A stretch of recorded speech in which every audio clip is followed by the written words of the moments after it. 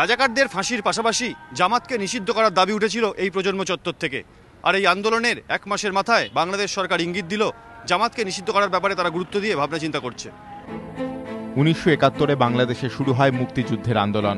সেই সময় থেকেই জামাত ও রাজাকারেরা পাকিস্তান সেনার সঙ্গে মিলে যে ভয়ঙ্কর গণহত্যা চালিয়েছিল তার বিরুদ্ধে 40 বছরেরও বেশি সময় পরে পথে নেমেছে বাংলাদেশের তরুণ প্রজন্ম।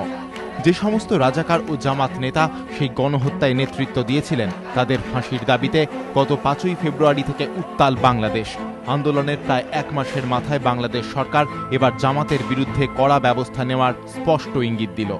মঙ্গলবার বিএনপির ডাকা ধর্মঘটের দিন ঢাকায় এক সাংবাদিক বৈঠকে আওয়ামী লীগ মন্ত্রিসভার 2 নম্বর সদস্য এবং দেশের বিদেশমন্ত্রী দীপু মনি বলেন, জামাত শিবির দেশ জুড়ে জঙ্গি কার্যকলাপ চালাচ্ছে, তাদের বিরুদ্ধে কড়া ব্যবস্থা নেওয়ার বিষয়টি গুরুত্ব দিয়ে বিবেচনা করছে সরকার।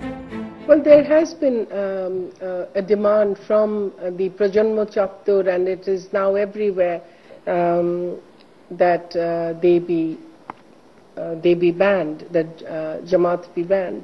Government will have to take that into account and then work on it. জামাতের সঙ্গে এই মুহূর্তে দেশের প্রধান বিরোধী দল বিএনপির জোট। এবছরের শেষে বাংলাদেশের সাধারণ নির্বাচন হবার কথা।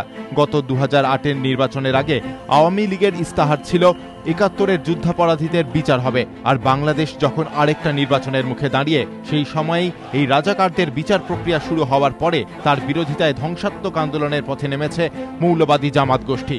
এই পরিস্থিতিতে সরকার কি ব্যবস্থা নেয় সেদিকেই তাকিয়ে গোটা দেশের মানুষ। জামাত সমর্থকদের সঙ্গে পুলিশ প্রশাসনের সংঘর্ষে গত প্রায় 2 সপ্তাহ ধরেই উত্তাল বাংলাদেশ। এই পরিস্থিতিতে জামাতকে নিষিদ্ধ করলে তার কি প্রভাব দেশে পড়বে তা নিয়ে এখন আশা আশঙ্কার জল্পনায় বাংলাদেশের মানুষ। পাশাপাশি বিএনপির সঙ্গে জামাতের যে জোট রয়েছে, জামাতকে নিষিদ্ধ করার পর তার কি প্রভাব বাংলাদেশের রাজনীতিতে পড়বে, আসন্ন নির্বাচনে পড়বে, তাই নিয়েও আশা আশঙ্কায় দুলছেন বাংলাদেশের মানুষ। ক্যামেরা বিশ্বজিৎ সাহার সঙ্গে বিতনু চট্টোপাধ্যায়, এবিপি আনন্দ, বাংলাদেশ।